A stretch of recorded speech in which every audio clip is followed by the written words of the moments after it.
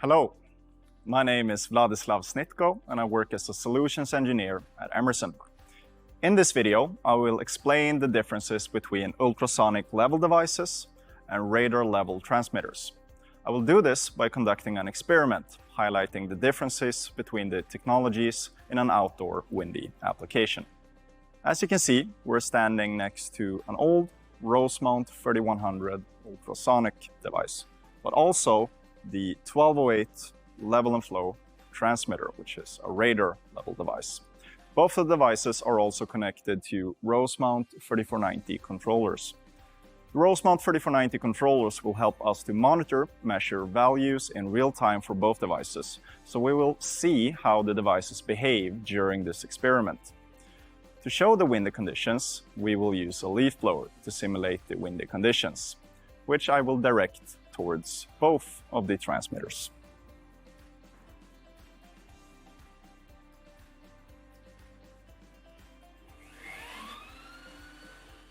By looking at the Rosemount 3490 screens, we can see that the ultrasonic transmitter is failing at providing reliable and accurate measurements.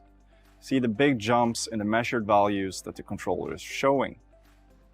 Unlike radar, ultrasonic waves greatly rely on the media through which they travel. Any changes in media temperature, density, or composition affect the ultrasonic waves. In this case, the wind from our leaf blower directly affects the air through which the ultrasonic waves are traveling, causing major measurement errors. If we look at the controller that is connected to the Rosemount 1208 radar transmitter, we can see that the measured values from the radar device are not affected by the wind that the leaf blower is generating, even when the leaf blower gets very close to it. Unlike legacy technologies, the radar delivers accurate and reliable measurements continuously, remaining unaffected by any environmental conditions such as wind, but also sunlight, condensation, or rain.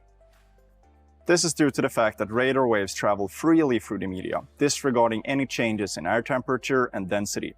In other words, radar is a much better fit for outdoor applications.